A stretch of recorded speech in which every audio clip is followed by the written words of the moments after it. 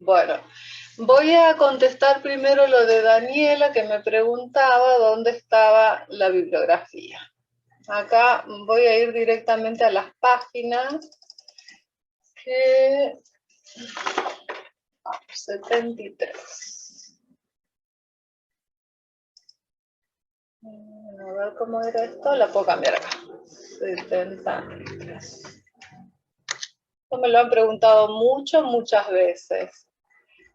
En la página 72, 73. Acá empieza uno de los textos. ¿Sí? Desarrollo social y de la personalidad es el primero que tienen.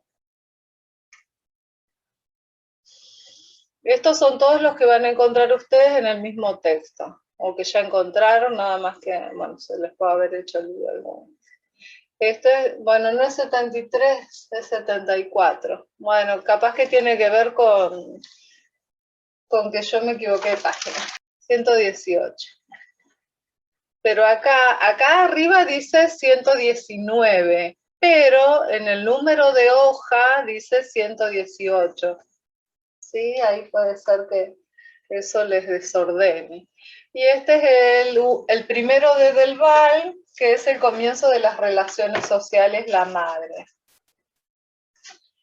Del Val es, bueno, es cognitivo, ¿no? Pero principalmente es... Sí, ese lo vi, pero claro, como en el programa dice esto, el desarrollo humano, no lo asocié con el de la madre.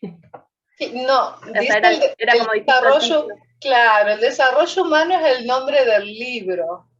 Porque, ¿qué pasa acá? Hay tres órdenes de información. Uno es que yo tuve la suerte de conseguir este cuadernillo que está armado para una institución, que es para una universidad, acá se los voy a mostrar, la Universidad Hidalgo de Instituto Hidalguense de Educación, esto es de México. Y tuve la suerte de conseguir, y es una licenciatura en intervención educativa. Entonces es un cuadernillo que le dan en esa carrera. Y ahí aparecen como 40 textos diferentes, pero están los tres que utilizamos nosotros en sujeto. Porque si no, yo tendría que haberlas mandado al libro de Del Val y buscar a Félix López. Pero el libro de Del Val es un libro que tiene alrededor de 700 páginas.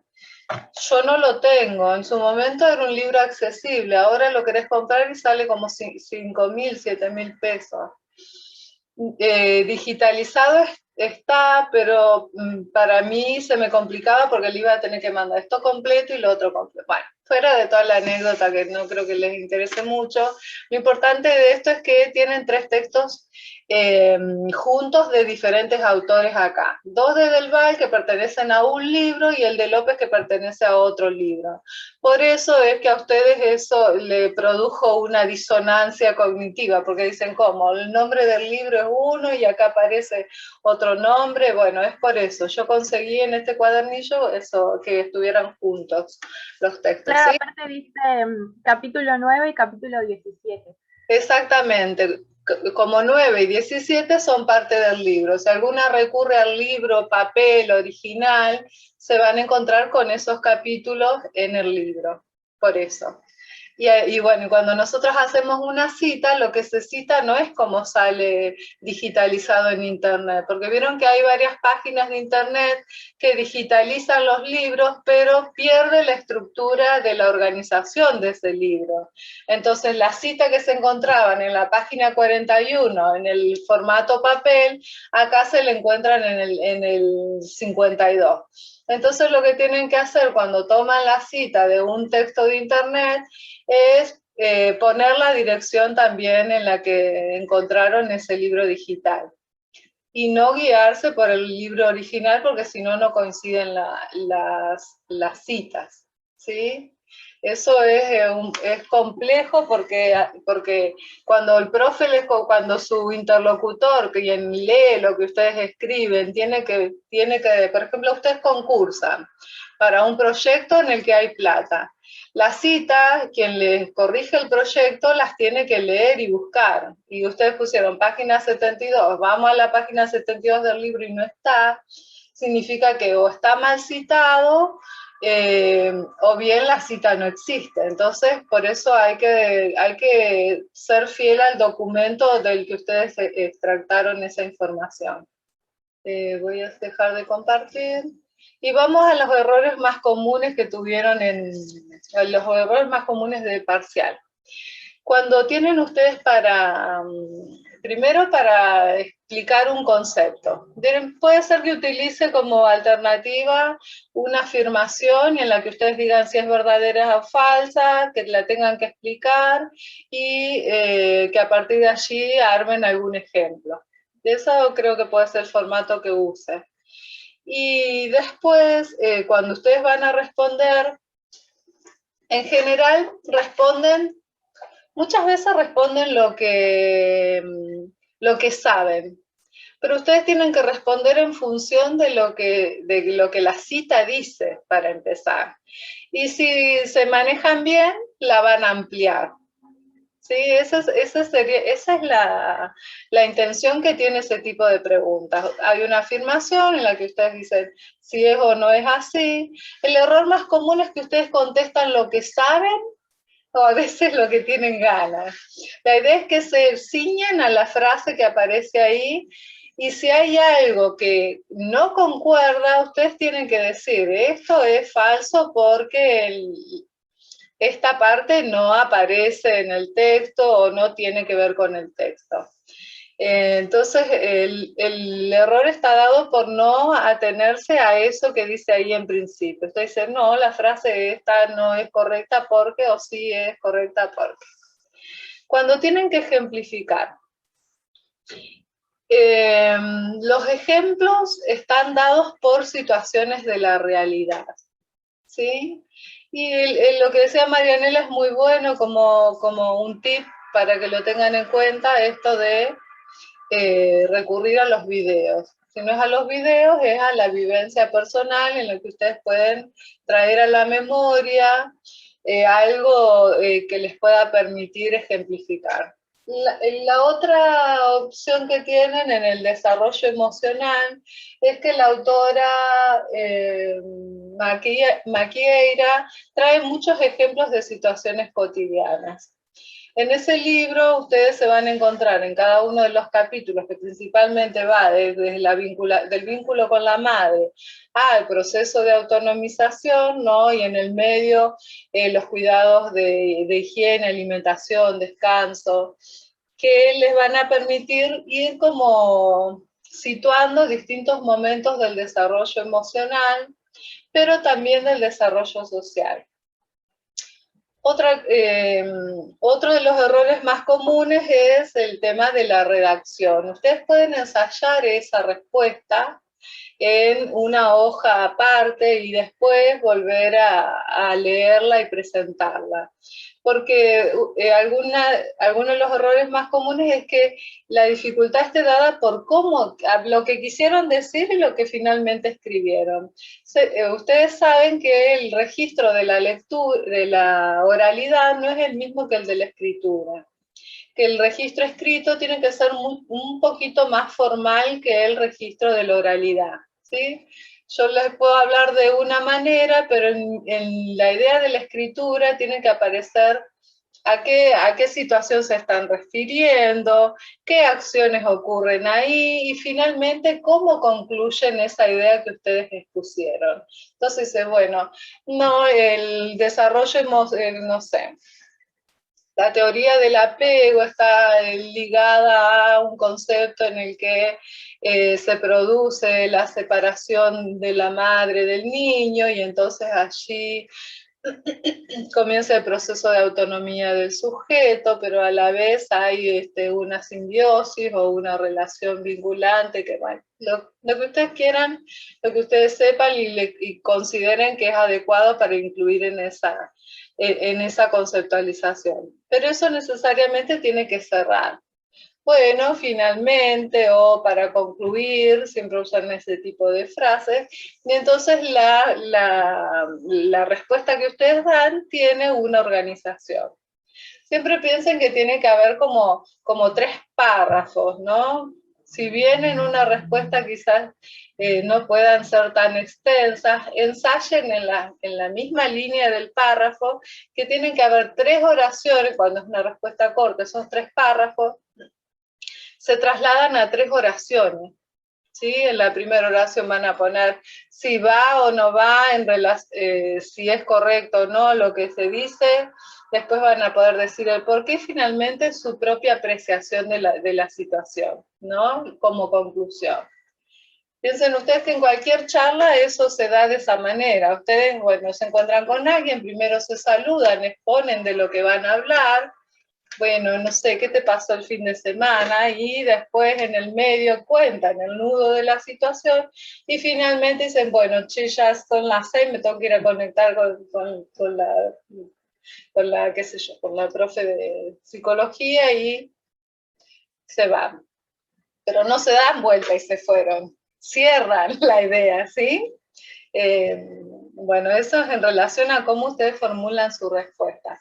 Obviamente tratar de que no haya errores de ortografía. Y la otra parte que es importante es cómo vinculan ese ejemplo a la situación.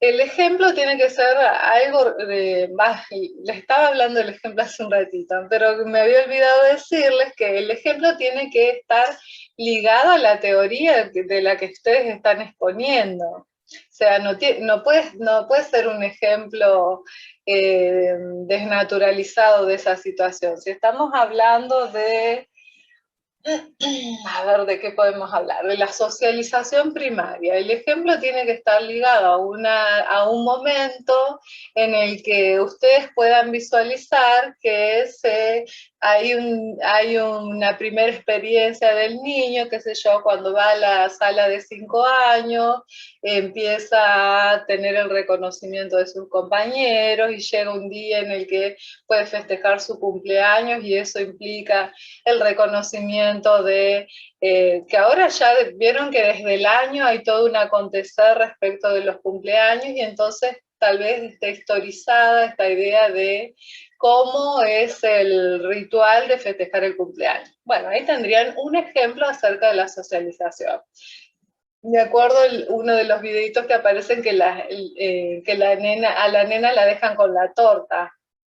¿No? ¿Y qué pasa? Si se come o no se come la torta. Bueno, ahí hay un ejemplo acerca de cuáles son esos parámetros sociales que se empiezan a construir desde el lugar del no y del sí, desde los permisos y desde las negativas ante esas acciones y también la aprobación y desaprobación ante esas situaciones.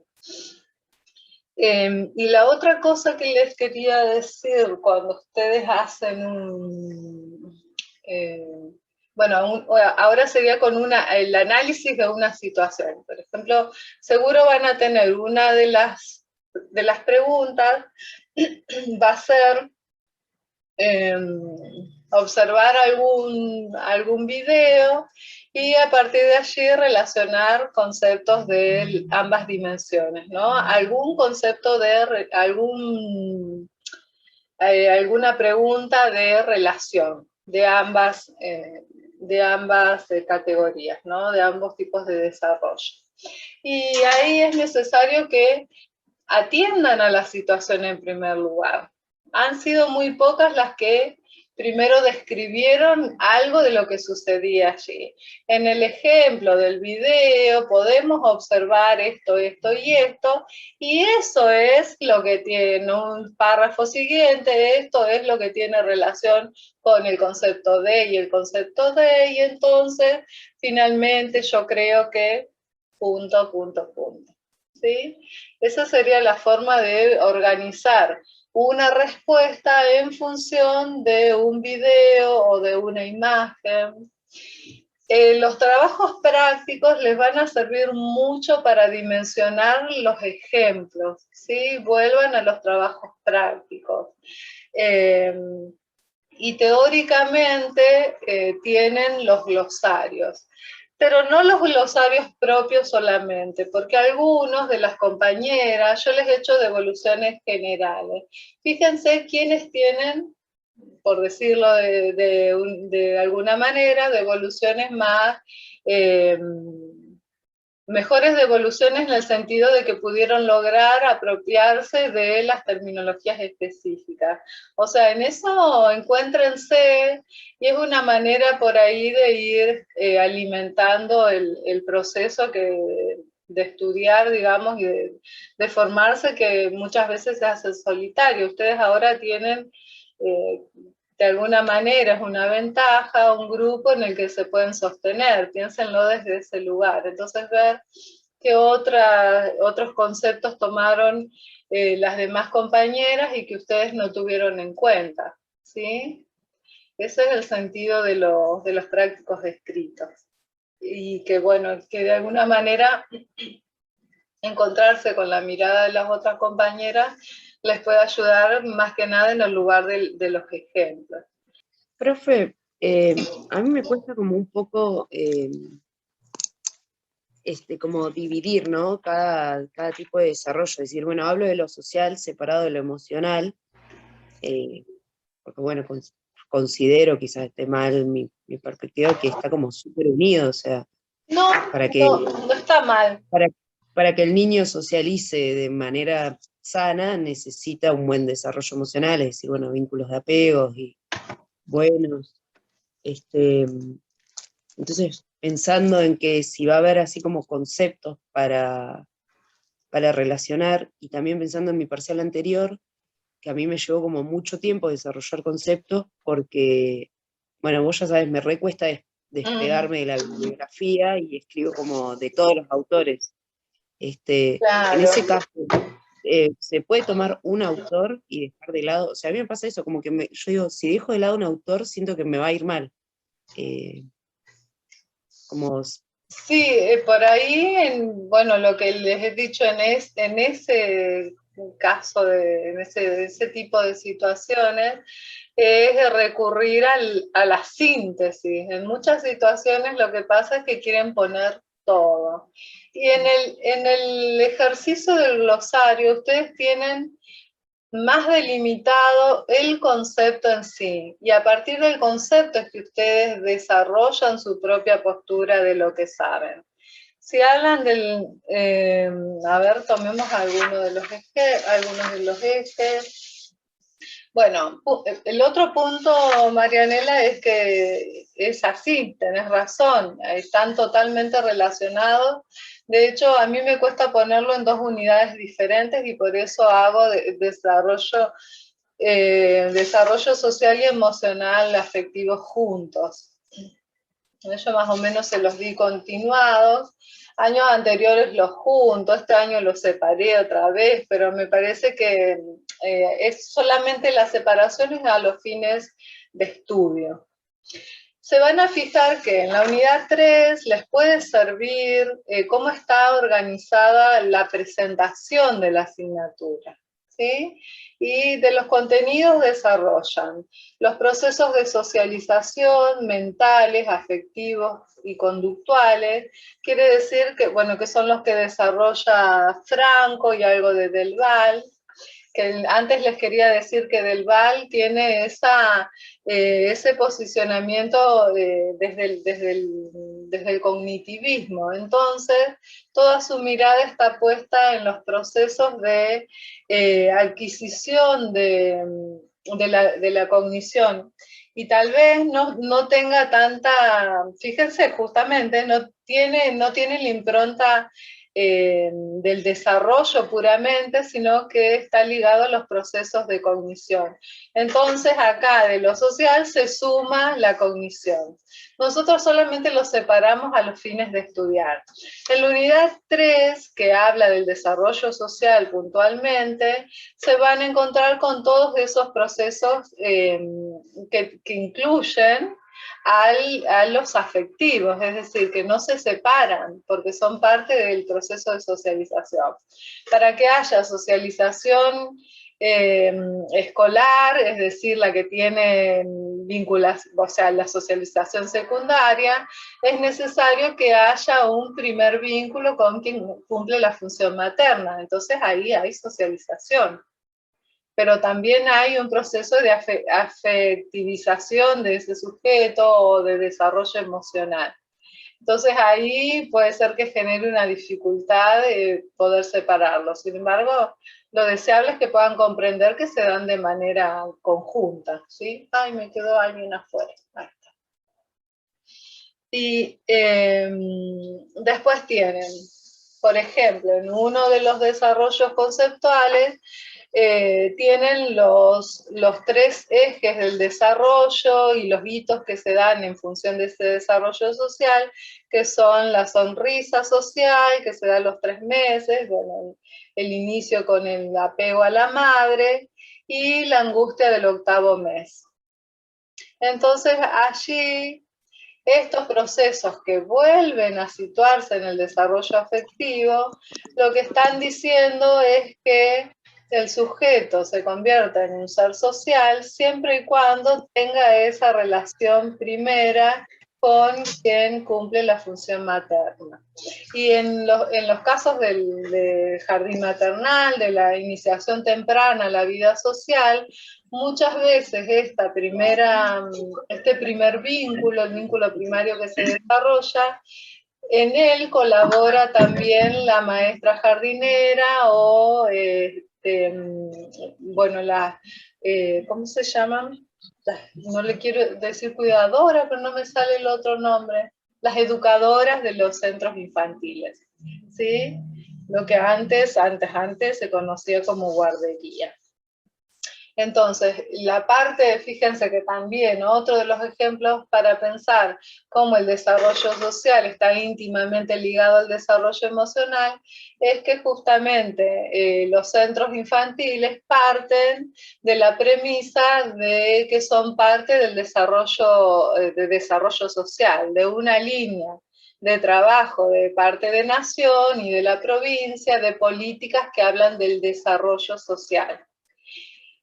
Siendo que en los jardines propiamente dichos, digamos, en los que dependen del Ministerio de Educación, el jardín maternal tiene una función educativa, ¿no? Y se pretende que todo el marco que se desarrolle en la educación temprana, es decir, la del jardín maternal, esté ligada a los aprendizajes, algo que antes se pensaba para un tiempo más posterior, para las edades de 4, 5, 6 años incluso, en este momento se piensan más tempranamente, incluso desde el nacimiento, ¿no? A partir de los 45 días ya pensamos en un ingreso al mundo social, que antes se postergaba, y que en los pueblos primitivos era de la misma manera que es ahora.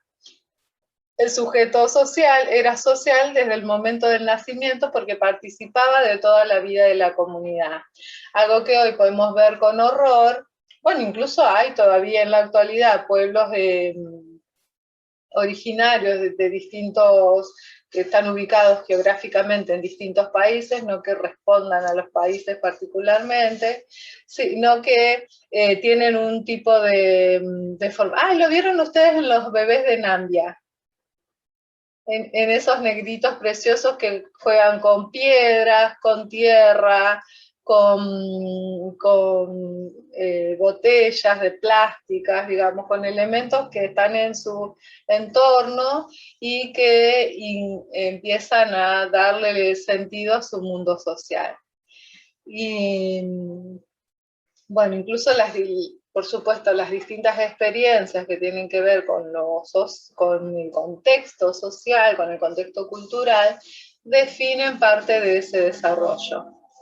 Entonces, bueno, ahí hay cuestiones que tienen que ver con el desarrollo emocional y el social. Sin embargo, fíjense que estamos poniendo la mirada en cómo esas situaciones, como por ejemplo la primera parte de apego y desapego, el de la sonrisa social que empieza siendo un movimiento reflejo, y la angustia del octavo mes, que refleja este inicio del proceso de autonomización, hablan de situaciones sociales, basadas en situaciones emocionales, ¿no? Que se corresponde con el desarrollo afectivo. Sin embargo, después ahora les voy a comentar un poquito de lo afectivo. Y aparece la cuestión del apego tanto en el desarrollo social como en el desarrollo afectivo. ¿Es un conflicto? No. Es el mismo, no es un concepto que de una forma se entiende en lo social y de otra en lo afectivo. Es exactamente el mismo concepto que lo tomamos para poder entender las dos partes de esa situación. Todo el desarrollo, chicas, se da de una manera única en cada sujeto, particularísima, pero también se da en una serie de sucesos universales, ¿no? Que en todo se da más o menos alrededor de las mismas edades y en un tipo de organización similar, salvo dos cuestiones fundamentales, que son una, el contexto, y la otra que va a adelantar o va a trazar ese proceso de adquisición de diferentes habilidades, destrezas, bueno, las distintas adquisiciones del sujeto. Y la otra cosa que va a afectar es la cuestión hereditaria, ¿sí? O genética.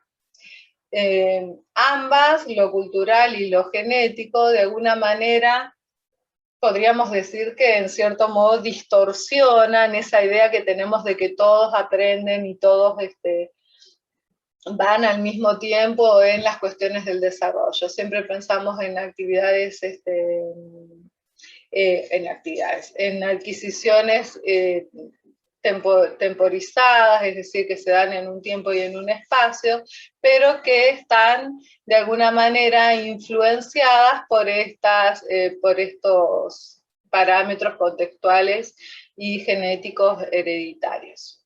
Ahí volvemos, chicas.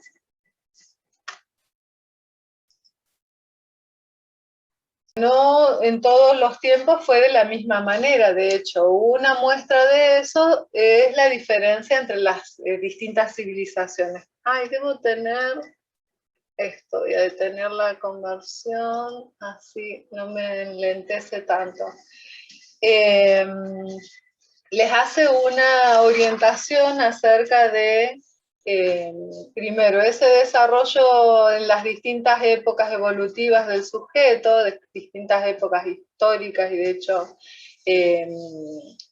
cómo eso ha ido cambiando. Y la otra cosa importante de esos textos de Delval tienen que ver con los tipos de relación que se construyen. ¿Sí? Y bueno, la primera es la materno-filial y después las que se van construyendo, padre-hijos, madre-hijos, después la que se da entre la pareja, después la que tiene que ver con la sexualidad. Y los sistemas, bueno, están ligados al tipo de vínculo que se establece, sin embargo, estamos hablando de una relación social. Fíjense que lo afectivo determina el tipo de relación, pero también la jerarquía de lo social, es decir, no es lo mismo ser padre que ser hermano, porque hay dos tipos de relaciones, primero, bueno, de funciones diferentes, diferenciadas, pero también que después impactan en la relación que se produce. No es lo mismo mi relación hermana-hermano, de pares, digamos, que la relación hija-madre o hija-padre, ¿no? No está, y tampoco la situación, por ejemplo, otro tipo de relación, la de la pareja, en la que los intervinientes, los actores intervinientes tienen una relación diferente, un tipo de codificación de esa relación diferenciada del resto de las relaciones que se producen dentro del mismo hogar. Esto impacta en el desarrollo del niño. Y por eso, por ejemplo, uno de los impactos que se produce en esta relación entre, primero, parental o en esta primera relación, tiene una... quería ir a lo afectivo. Tienen un correlato con la relación afectiva. ¿En qué sentido digo esto? En el sentido que lo que sucede es que, por ejemplo, la cuestión del divorcio se traslada en una dificultad, en una serie de dificultades o de repercusiones que tienen, por ejemplo, situaciones en las que el niño, por ejemplo, puede retrasar su habla, puede generarle tartamudeos, hacerse pis en la cama, como indicadores negativos acerca del suceso de un rompimiento del vínculo parental entre los integrantes de la pareja. ¿Sí? Entonces, como una situación social, o el cambio de escuela, algo que no sea, les nombraba el divorcio en términos legales, no necesariamente tiene que haber un papel escrito, saben ustedes que el tipo de relación está mucho más, ¿cómo decirlo?, más laxo, en el sentido que no es necesario que haya un papel firmado para que haya este compromiso parental en el que dos personas toman la iniciativa de encontrarse, de formar una familia y de tener la continuidad a través de los hijos, ¿no? Entonces, en esta situación social se transforma en una correlación en el ámbito de lo afectivo, ¿sí? Entonces es necesario que ustedes, como maestras jardineras, tengan presentes todos estos datos para poder después armar un estado de situación del niño. Cuando descubren que hay algo en su desarrollo que no lleva la tendencia de la edad, no está dentro de esas características que son posibles a la edad de 5 años o de 4, no me voy a preocupar si el bebé no habla teniendo 2 años o 3. O sea, esta cuestión... Sí, vamos a hacer todas las intervenciones necesarias primero para saber por qué sucede esto, pero también poder ubicarnos en la edad de ese niño, de esa niña, para no generar situaciones en las que la información se malinterprete, ¿no? Por eso la necesidad de conocerlo del desarrollo social. Y todo esto tiene correlación con lo emocional. La otra cosa bueno, no es lo mismo que el bebé duerma. Y si a los 2 años, duerme con las mamis, duerme con la mamá o con el papá, con quien tengo, con las dos mamás, no sé, la situación que ustedes quieran imaginarse. En este sentido, esto no va a ser lo mismo si el bebé tiene 2 años, que puede ser una señal de alarma, pero va a ser diferente si esto ocurre en la sala de 5. Y entonces, bueno, le cuesta más vincularse a sus compañeros, puede ser que tenga... Solamente estoy inventando un cuadro, no significa que los niños que duermen con los padres sean menos sociables o no presten los juguetes. Digo a modo de ejemplo que se muestre más retraído o que le cueste intervenir en situaciones sociales. Bueno, estos indicadores de situaciones sociales están iniciadas en una relación afectiva que puede tener algún tipo de impacto en su desarrollo emocional. No vamos a hablar de patologías porque, por empezar, no tenemos la formación para tratar ni para diagnosticar este tipo de situaciones. Es muy común que a las maestras jardineras de alguna manera se le cuestione o se les solicite que puedan identificar, no sé, el tema del lenguaje o de la escritura, pero nosotras debemos situarlas en la cuestión del proceso, bueno, en nuestro lugar como enseñantes, en la enseñanza. Y en el momento de mirar la situación del niño, de poder hacer una evaluación, en el proceso de aprendizaje y de adquisición de diferentes habilidades y destrezas. Entonces ahí hay una cuestión que siempre va y viene entre estos dos desarrollos, ¿no? Que están íntimamente ligados. Y la otra cuestión que les quería, bueno, y hay una definición específica conceptualmente que habla de un sistema materno filial o afectivo materno. Esto creo que lo definen en la parte de desarrollo social, porque justamente lo que hace es indicarnos que hay un tipo de relación necesaria entre quien cumple la función materna y el niño, que va más allá de los principios de ordenamiento de las necesidades básicas, ¿no? De alimentación, sueño, cuidado integral de ese bebé, sino que está ligado al inicio de la función social, y por eso se enmarca en este sentido.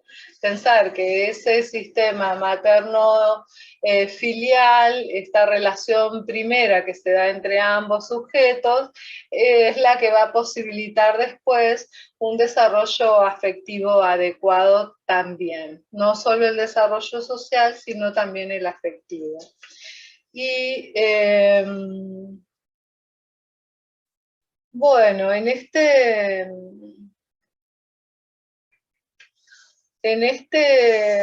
desarrollo se van a encontrar también, en el comienzo de las relaciones sociales,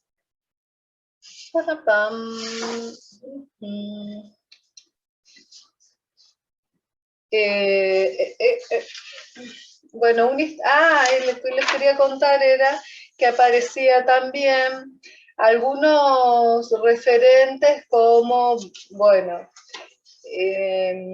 las primeras experiencias emocionales por las que atraviesa el sujeto. Y estas están ligadas nuevamente a esa, si ustedes pueden entender la primera parte de vinculación de la madre con el bebé, van a poder comprender cómo se produce después el desarrollo social, en el sentido que se convierte en socialización secundaria, ¿sí? Se me fue lo que les quería decir.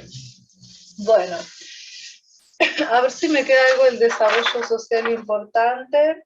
Bueno, en esta unidad también tienen la parte de exploración, ¿sí? Ya hablamos del apego y de los hitos, que el apego va a aparecer en los dos tipos de desarrollo.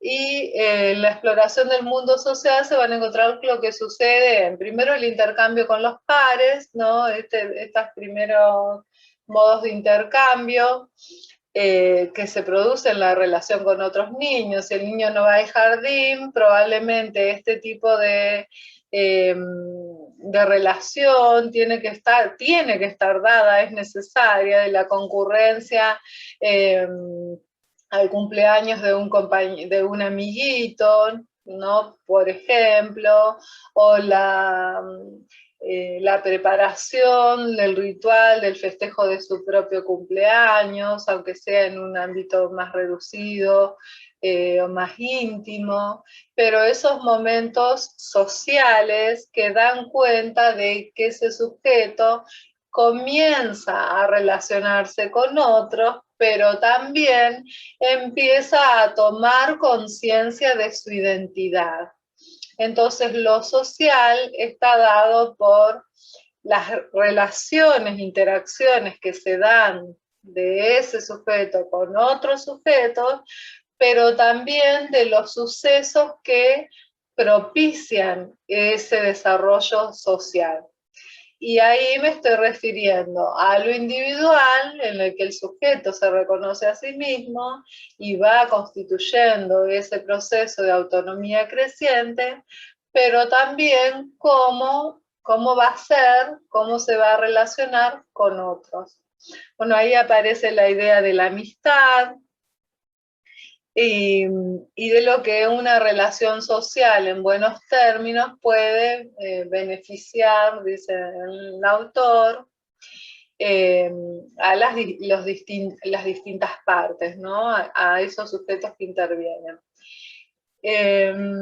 Y lo último que se desarrolla es, bueno, hay dos, es el inicio del interés por el sexo. En este sentido, no habla de la sexualidad propiamente dicha como la conocemos nosotros, sino se refiere a la curiosidad que el niño desarrolla primero acerca de sí mismo, digamos, esta actitud onanista o de reconocimiento del propio cuerpo, el disfrute del acceso y conocimiento del propio cuerpo, es lo que después va de alguna manera a ir, va a ir despertando de la misma manera el interés por el sexo opuesto o por el mismo sexo en relación primero a la corporeidad, pero también a las relaciones vinculares que se pueden establecer. Por ejemplo, a los 8 años, 8, 9 años, una forma de comunicarse en un sentido sexual es cuando los niños, niñas y niños se persiguen mutuamente, entonces nos llega la noticia de que hay un nene que todo el tiempo molesta a la compañerita o viceversa, y esto significa que de qué nos damos cuenta, de que hay un interés de ese niño por parte de ese niño hacia el otro, y se demuestra a través de sus actitudes que no son actitudes amorosas justamente, sino a veces se constituyen hasta en hostigamiento. Entonces hay una manera de empezar y esto, bueno, no debería ser sancionable salvo que corra peligro la vida de alguna de las criaturas, pero en el sentido de pensar que es una actitud total, un tipo una actitud y además una práctica totalmente viable y con sentido, justamente en el sentido de que hay un reconocimiento de la diferencia de los sexos, ¿no? Y el interés por y la identificación con, porque también, bueno, estas referencias aparecen desde núcleo familiar hacia ese contexto ampliado que se da desde lo social. Esto desde lo social. Y desde lo afectivo nos volvemos a encontrar, sí, con esta idea, con este primer concepto del apego, pero también cómo empezamos a ver estas funciones básicas, como son la alimentación, el sueño y el cuidado, y los cuidados integrales, como les decía antes, que hablan justamente de cuáles son los tiempos y espacios y tipos de prácticas que se van a establecer para poder dar al sujeto un marco de referencia, ¿no? Entonces, por ejemplo, yo escucho de una nena de 5 años, llega la mamá a la sala y dice, la nena está con sueño, llega a la 1 de la tarde y está muy desganada, y la señora no sabe por qué, entonces consulta con la mamá, la entrevista, y la mamá resulta que le dice que puede ser porque se levanta sobre la hora para ir a la sala, ¿no? Entonces, que a veces le cuesta despertarla. ¿Y por qué le cuesta despertarla? Y porque se queda mirando dibujitos o videos en la tablet o en el celular hasta muy tarde. Y entonces después se duerme muy tarde. Entonces le preguntamos, ¿y a qué hora cena ese bebé, a esa niña? Y bueno, cena, ponele a las 12 de la noche.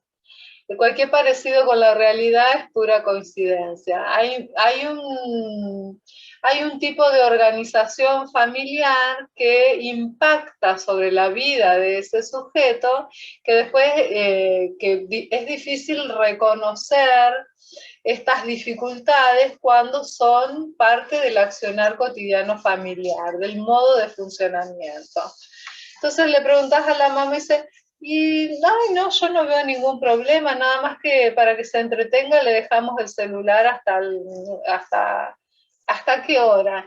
Y puede ser hasta la 1 o a veces un poquito más. Lo que pasa que, no sé, yo llego cansada del trabajo y entonces para que se quede tranquila y después, bueno, entonces se naturaliza un tipo de situación por las circunstancias familiares, por ese devenir, que en los primeros años de vida, de alguna manera, parecieran no ser discutibles, ¿no? Durante los 2 primeros años, la familia sabe que tal vez va a dormir cada 2 o 3 horas y entonces esto va a producir un desorden tanto en lo conyugal, ¿no? En la vinculación de la pareja, si no hay pareja en este vínculo 1 a 1 de esa mamá que tiene que incorporar al bebé tempranamente al jardín maternal. O que se encuentra gran parte del día con los abuelos, bueno, y así sucesivamente un montón de situaciones que hacen a esa construcción de los ritmos básicos que se da de 0 a 2 años y que después se constituye en una matriz que se va replicando a lo largo de la vida del desarrollo de ese sujeto hasta que se convierte, que pasa a la adolescencia y a la adultez, que puede que replique después de esos 2 primeros años o puede ser que los adapten a la vida familiar. Entonces, pareciera como que en principio comprendemos que esos 2 primeros años definen, ¿no?, la situación del niño, de cómo va a ser su crianza. Pero después de esos 2 años, la familia va adaptando la vida de ese niño, de esa criatura, al modo de acontecer familiar. No sé si eso le suena familiar o no, pero son situaciones que se dan más de lo que deseáramos muchas veces y que impactan también en la función de la maestra, ¿no?, del maestro. Y por otro lado, nosotras tenemos una fuerte intervención en esta idea de construcción de los límites y de la adquisición de la autonomía. Entonces, ligado a esta primera funcionalidad, que primero está por el cubrimiento de funciones básicas, lo que sucede después es que se transforman en esa experiencia que le va a dar al sujeto cuenta de qué cosas puede y no puede hacer, ¿no? Entonces en la sala, no, eso no lo hace porque en la casa tampoco, y entonces, bueno, allí hay que generar un trabajo de ida y vuelta con la familia para poder generar tal vez hábitos mejores o para poner límites, pero todas estas construcciones del orden, mira, el límite parece de lo social, ¿no?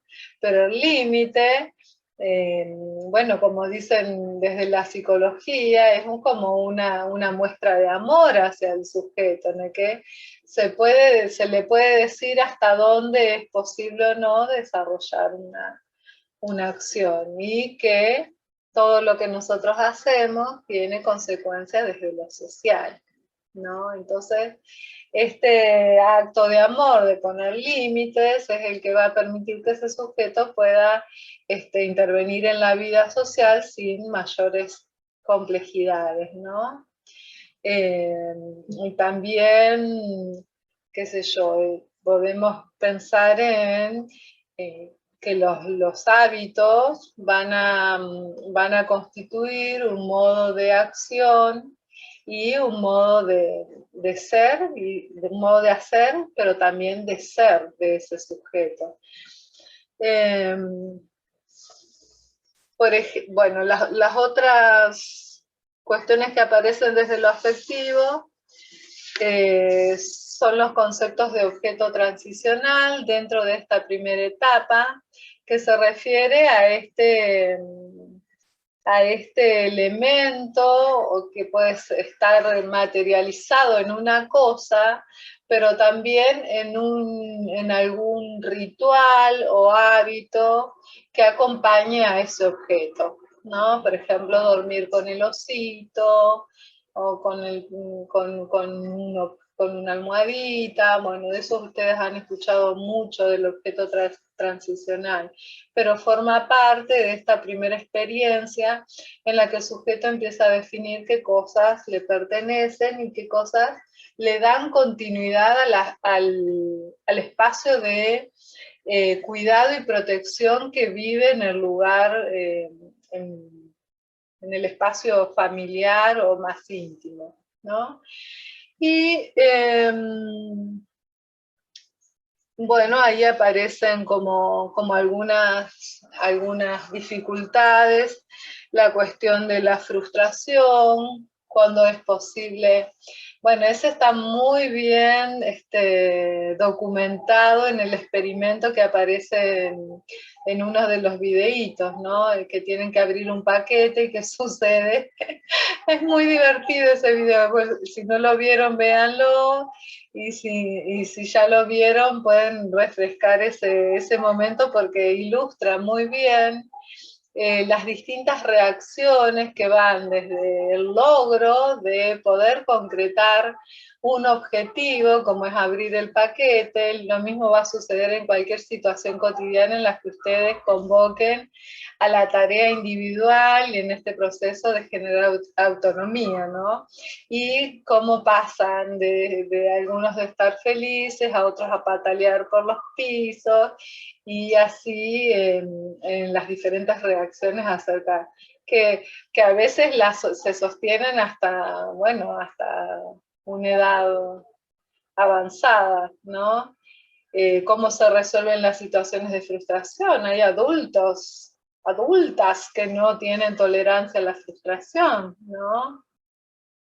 O un entorno demasiado perfeccionista o descuidado, bueno, y esos hacen que, bueno, entremos en otros cuadros, bueno, las fobias, bueno, las distintas manifestaciones de estrés, que todas tienen que ver con algunas cuestiones relacionadas al desarrollo afectivo, y ahí está la impronta que se genera, la base, esa huella que deja esos primeros años de relación, y probablemente por eso es que una postura como es el psicoanálisis, busca toda esa información en los primeros años de vida. Para otros, bueno, para otras escuelas psicológicas, esta cuestión está dada por la resolución en el punto actual, ¿no? En mi aquí y mi ahora, y trato de resolver a partir de las herramientas que tengo algunas situaciones que generan distorsión en mi vida, y entonces se pueden abordar. Pero bueno, eso sería como para otro tema. Y también aquellos cimbronazos que tienen que ver no con esta primera experiencia, esta primera impronta de crianza de los primeros años y bueno, del proceso anterior al nacimiento, ¿no? Sino también con aquellos sucesos sociales, como pueden ser el divorcio que les decía antes, la llegada de un hermanito, que cambia toda la estructura familiar, bueno, las familias ensambladas, que antes éramos dos y ahora vinieron los dos pibitos insoportables de la nueva mujer del papá, y entonces, bueno, una crianza. De lo que ustedes se imaginen, hay mucho para decir cómo esa nueva situación, ese nuevo mapa familiar genera algunos trastocamientos en la vida de ese sujeto que antes lo tenía definido de una forma y se convierte en otra cosa. Después de lo fálico viene la etapa de latencia, donde todo eso se sepulta, ¿no? Lo del fenómeno de Edipo, y allí en esos primeros años de la escolaridad, 5 o 6 años, se transmuta este deseo sexual que aparecía, esta importancia de tomar toda la atención del progenitor del sexo opuesto, se convierte en la valoración de una actividad social, en donde el juego, el dibujo y todas las acciones, manifestaciones de la creatividad y de la vida social, como también la amistad, la relación con otros, el cumplimiento de las tareas escolares, las salidas, los deportes, bueno, todas esas acciones van a permitir que ese sujeto sublime, es decir, que vele estas cuestiones del interés sexual y las transforme en objetos deseables y en objetos aceptables culturalmente. Bueno, allí tienen como breve los aportes de Speed, que esos los vimos bastante más desarrollados durante una de las clases. Bueno, ahí tienen a Spitz, a Verasturi y Dolto. Sí, eso me acuerdo que ¿se acuerdan? Que lo vimos en un Power. Bueno, y ahí estarían todos los aportes de uno y de otro desarrollo. Volviendo al parcial, en la unidad 3 había bibliografía sobre dibujo y algo de juego. Sí. ¿Eso lo tenemos en cuenta? Dibujo y juego, del dibujo tienen dos miradas, que una es la de Piaget y la de Freud, así que no se salen del mapa con eso. Lo que les aporta es que el dibujo es una manifestación social, pero también que representa algo del sentir del sujeto. Y está, para otros autores, como Brunner, está ligado al proceso de creación. En el proceso de creación, saben ustedes que interviene lo que siento y lo que pienso y también lo que es parte de mi imaginación. Por eso aparece el dibujo. Y el juego es la canalización de todas las energías y vivencias del sujeto. Por eso ambos están en el desarrollo social. ¿Sí? Pero tranquilamente, como los puse ahí, los podría haber puesto en el desarrollo afectivo. Volvemos otra vez a que ambas, lo que decías vos, Marianela, al principio, que ambas dimensiones están totalmente relacionadas. Así que eso sería. Voy a ver, compartir. Profe. ¿Sí? No sé si yo estoy bien o estoy mal. Serían los textos de la clase 8 y 9 y la 11, ¿no? Lo que entra en el parcial. Clases, ahí miro por clases. Perdón, es que yo tengo cada carpeta con clases, por eso. Claro, profe. sí, ahora te digo por clases. En unidades son la unidad 3 y 4, pero en clases son 8, 9, 10, 11, 8, 9, 10, 11.